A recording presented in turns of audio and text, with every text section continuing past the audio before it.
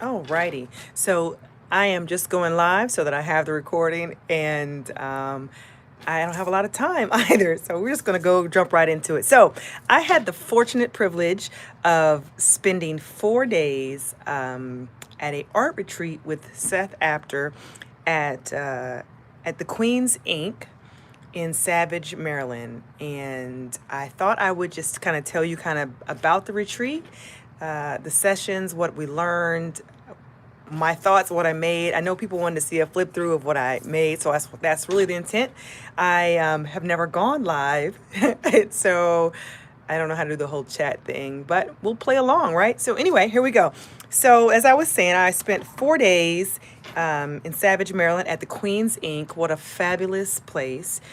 Miss Patty, the owner, she has this beautiful like warehouse store with just everything imaginable. It was truly like heaven. And in the back she has a classroom, and so in the classroom she had enough space for about 16 people. So there were about 16 each day.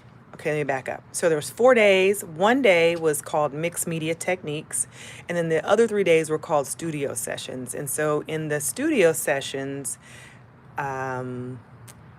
it was very loose format. In the first day, it was very much a product demo project type class. So Seth spent the first day teaching us some of his techniques and how to use some of his products, which was awesome. And the piece you see right here, this is the piece that I worked on. So first, what was really cool was I had never worked on a canvas board, and so he gave us each a piece of Canson canvas board, and let me tell you, this is a fabulous structure. So I have some canvas boards, but what I liked about this one is it's very sturdy. I don't know if you can hear that, and it's hardy, if you will, right? Like, it's a good surface. It doesn't bend, but it has enough give if you wanted to do something. So we started with this surface, and what I'm going to tell you about the class was, what I thought was fascinating was there were 16 of us, around 16 of us, and each of us started off with basically this canvas. It was white, and he gave us some book text. And then when you see like how each of our pages progressed through the day, it was amazing. No two looked alike. Everyone took a different spin on it. Some people they put textured materials or textured paper on there to give it dimension. Some people use washi tape to create images. I am a fan of a brayer, so I was brayering on paint and wiping paint off. We used palette knives. And so if I were to tell you about this technique, so we started off with a book text. We put book text down, and you can actually see my book text because, unlike everyone else in the class, I decided to use a clear gesso because I wanted the book text to remain after it was over. And so even though I have lots of paint on it in spots, you're able to see some of the book text because of the fact that, hey Jackie, I was able to see, you can see some of the book text because I use clear gesso. So now, what was challenging for me, this part of the thing was fun and easy, and I probably have 30 layers of paint, right? I mean, that was fun. What was challenging for me was he had us put washi tape down as an element in this piece, and I'm not a washi tape person. I own tons of it, but I don't use it ever. So I don't really know like the mechanics or the pros and cons and what's what, right? And so I felt kind of like a little out of my element. But what I liked about it was how he used it. He used it to create additional quick pattern and texture. And you might not know that's what he did to do it, right? And so he would rip these little pieces up and then build like layers. It was fascinating. Now, me, I'm a fast working artist. Like, so when I work, I'm slinging paint, I'm moving, and that tedious process of ripping the the washi tape and meticulously placing it down was stretching me. But I played along and I put it along the side. And at the end of the day, I didn't really like it. So I went back a couple days later and I added paint over the washi, and then I added some ink so that it looked more like my aesthetic. Yeah, I know, right? Just me and the washi tape. And I have so much washi tape, right, Jackie? But no, I have decided just to give the washi tape to Priscilla. But I'm going to try it again because it did add a lot of dimension, and I just probably was not in my element. And so I was a little uncomfortable. But yes, what you got to keep trying and keep working with it. So that was the project the first day. And I was supposed to add some stamps and a focal point, but I actually got called away. I had a business meeting I had to attend, so I missed like the last 2 hours of class. But that happens, but nevertheless. So then the next day was the studio sessions. Now, in the studio sessions, I'm gonna switch my other pile here. So the studio sessions was set up more like an art retreat, if you will. So each artist was told to bring their favorite stencils, their favorite paints, their favorite tools, those kind of things. You basically bring your own little kit, bring some projects that you wanted to work on, so you're very self-directed. And his role was to be like an artist. Like if you were doing a residency and you had an artist there who could answer questions or who would show you some techniques. I mean, so I really enjoyed that because when you got stuck, you could just go ask him, hey, what should I do here?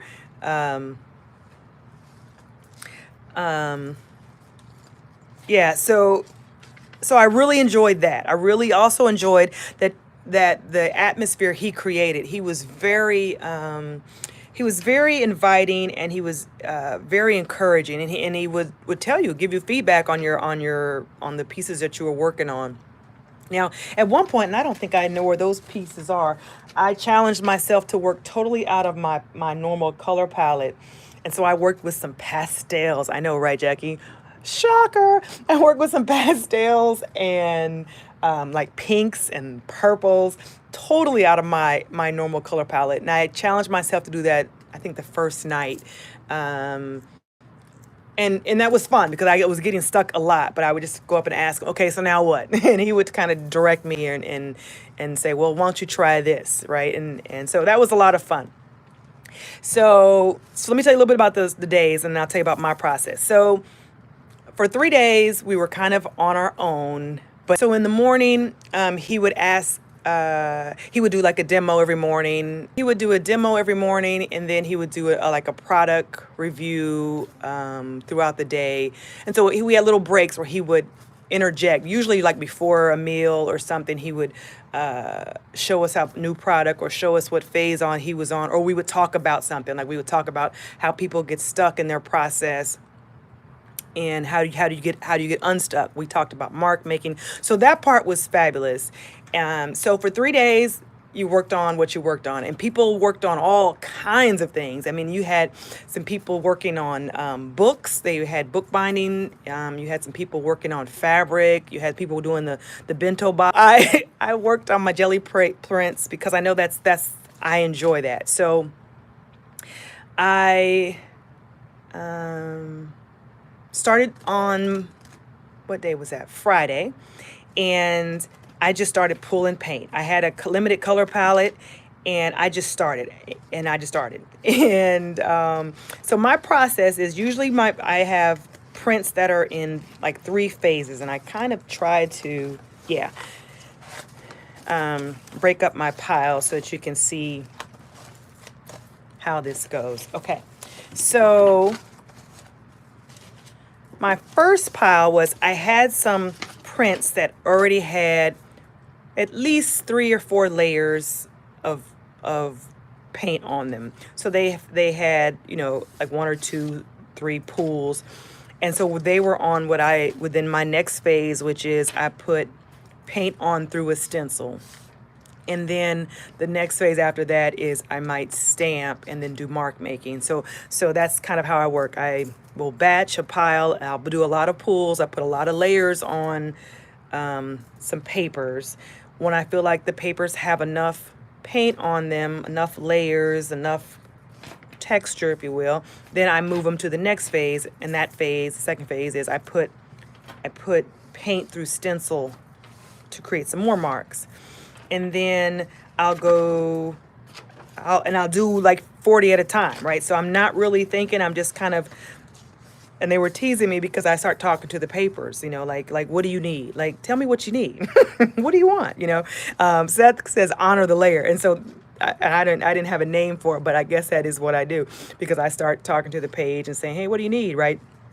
And so like this page, if you were to dissect it and it's not done, it needs something to unify it. But if I were to dissect it, I would tell you you've got a jelly pool here, you've got a jelly pool here, you've got another here. So that's 3 layers of jelly printing, and then I put, this looks like paint through stencil. This looks like some mark making. And then I did some stamping. So this has a lot of layers. Now, what you maybe can't see in here is that it also has some shimmer paint. So I was trying out some of his ice paint that he had, which was really cool. And then here's another one. It's got lots of layers, and it's at this one is at the stamping layer. So I'll go back and finish it with some mark making.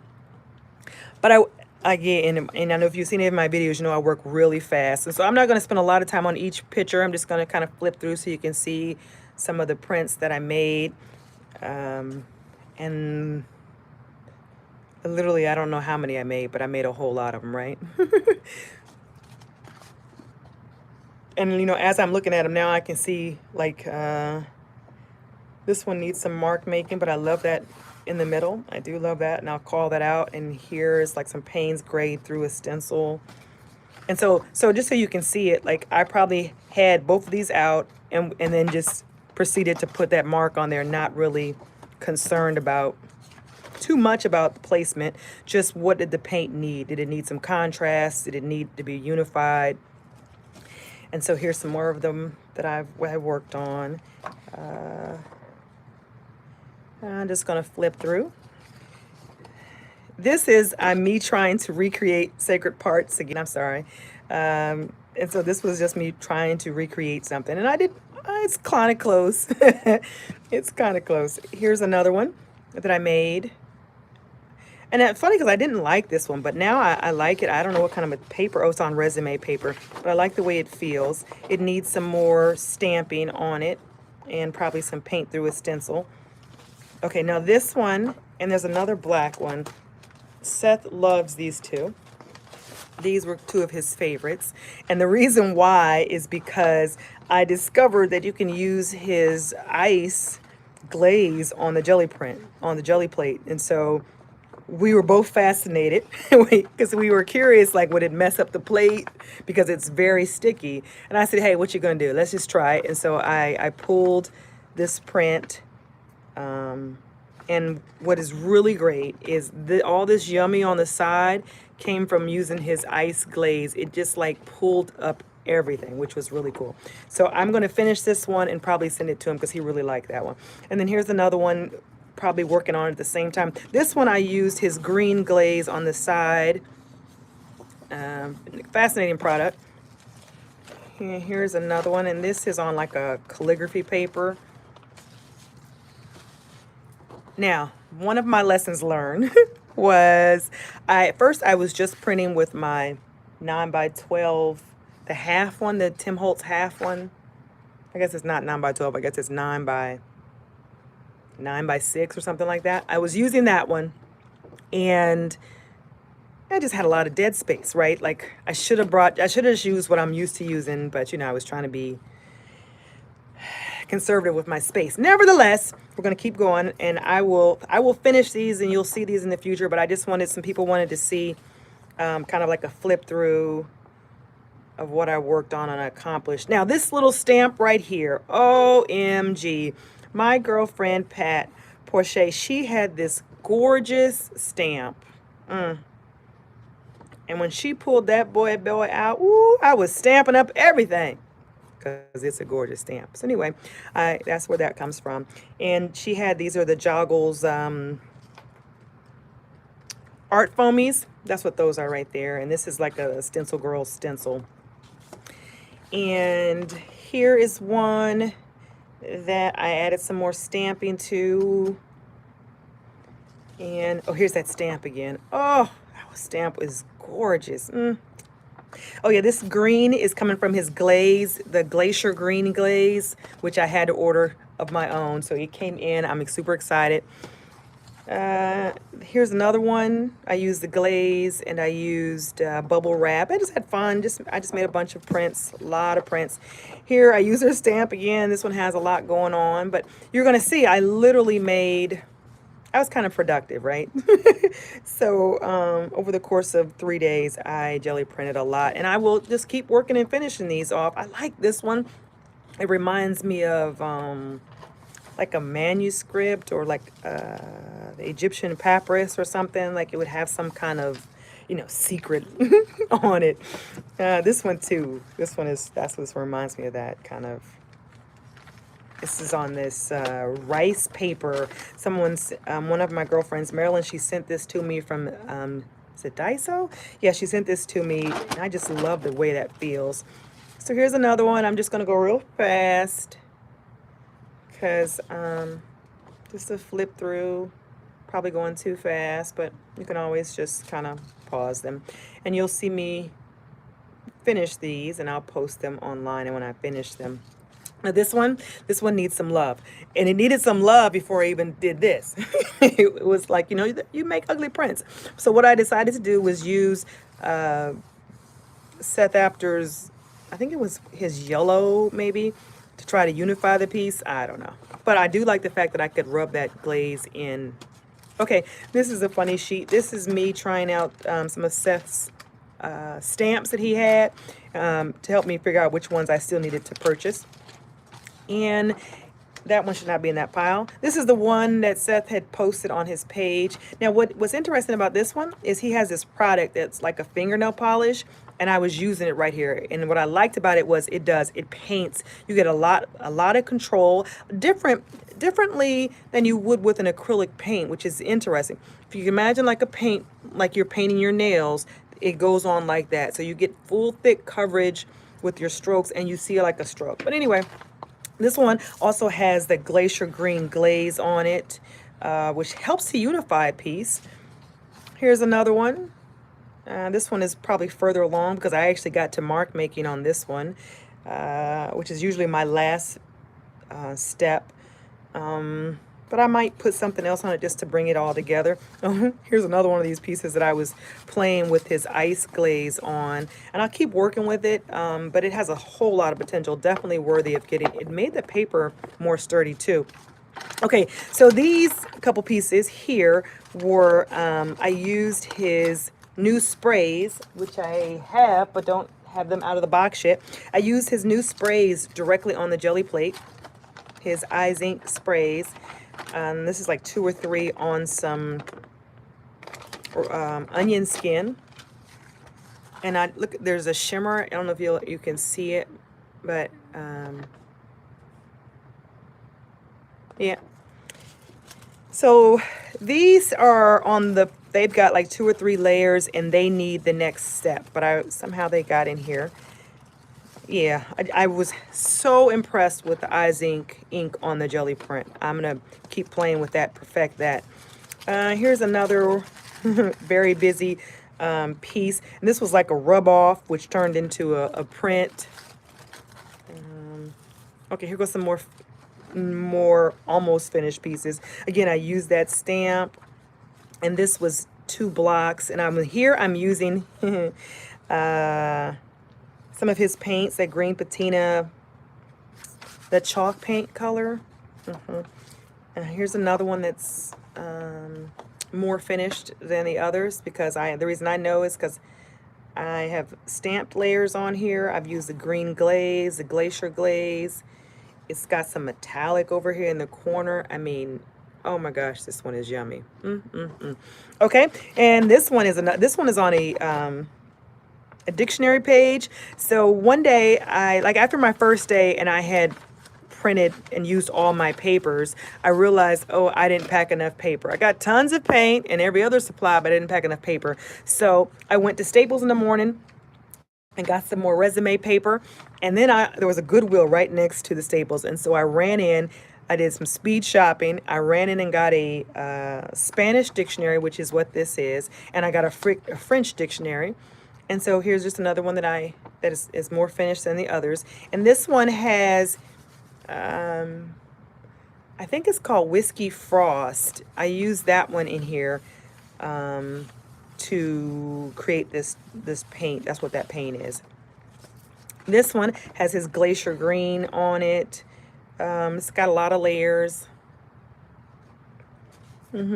Here's another one that I worked on.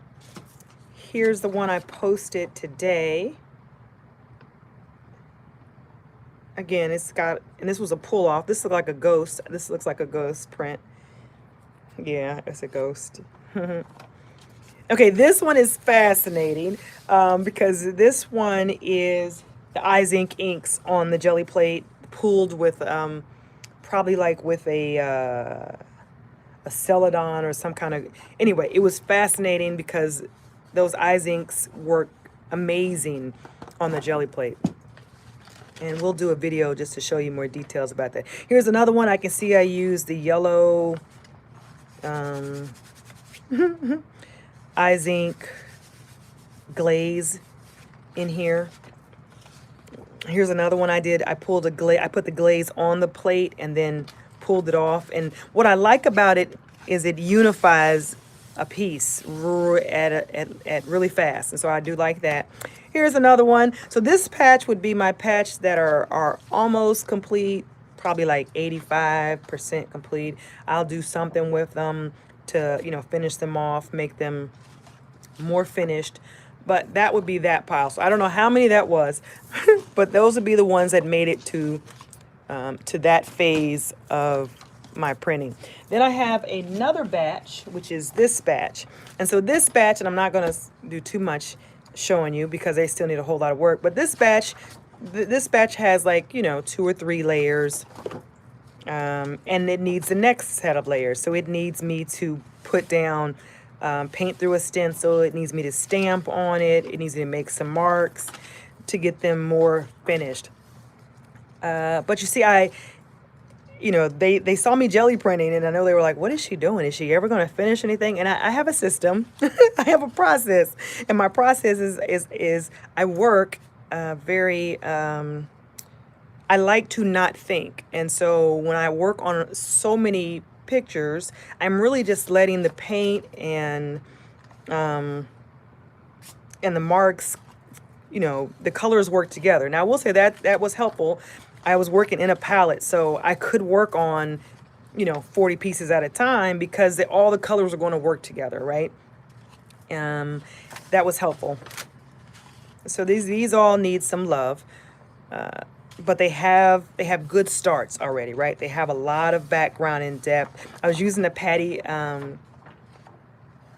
stencil, and this one looks like one of those over there. I love that patina that was coming out in these prints. Now this one, I don't know where the turquoise came in, but I like it. It has a good start. And this is a book text.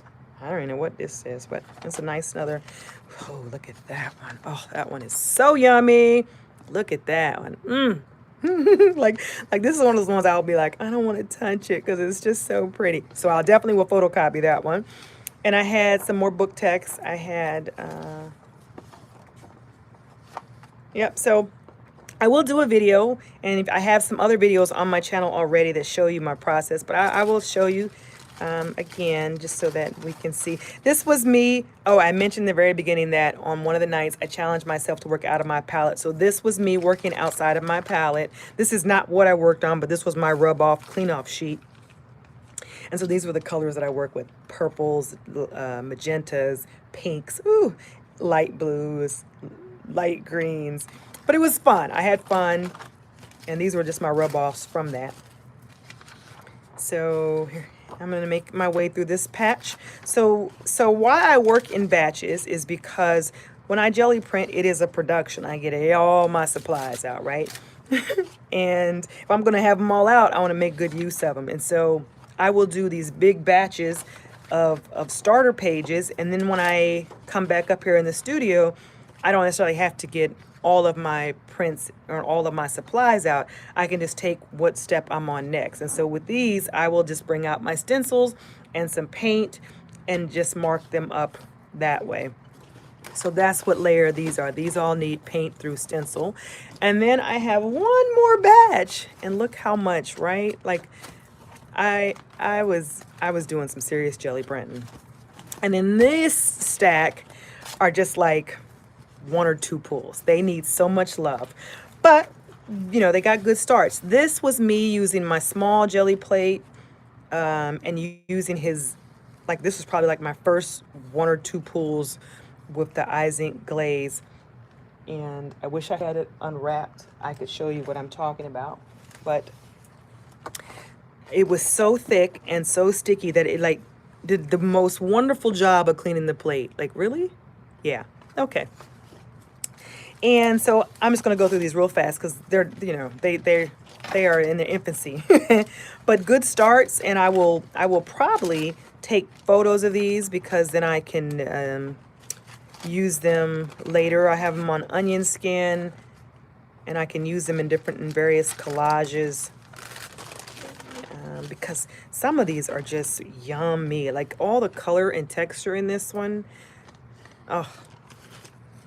And then you have others that are just like rub-offs. Like this is like a ghost print, but it's got, look at that. Like, really? That's just perfect. And here's another one. This one has probably more layers. It could probably go in that pile. Same thing with that one. These somehow are in the wrong pile. Yeah, this because they've started to get layers on it. This one needs some love. So this one was eye zinc spray on the jelly plate, and so that's why it has that kind of watercolor feel. Here's another one of using the eye zinc sprays. Here I'm using another one of the eye zinc sprays. It gave it a kind of a very watercolory feel. It is. Here's a ghost. I mean, some of these are just so yummy all by themselves. Like, you don't want to touch them, right?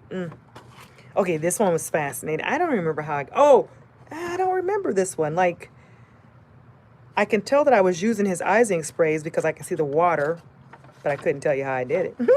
Could not tell you how I did it. Again, these are starter pages, so I can, one day when I have a little time, I'll come back and add some more layers. I'm going really fast. This is a gorgeous one. Oh.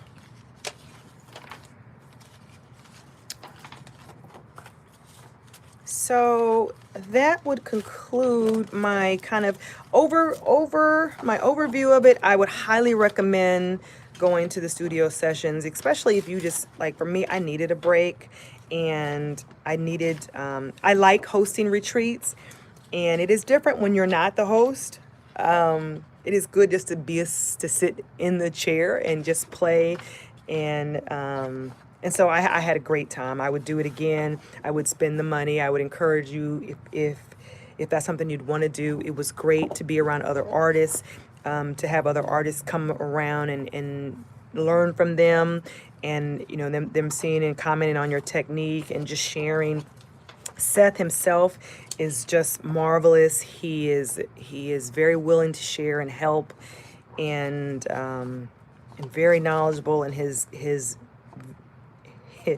color sense and his texture. I mean, I learned a lot. And I was excited about that. I had a ball. I felt like it was worth my money. Oh, this is cute. I like this one. So I would recommend it. I would do it again. And I wanted to show you guys my flip through. I know I'm going lightning speed, but that's intentional because these pieces need some love.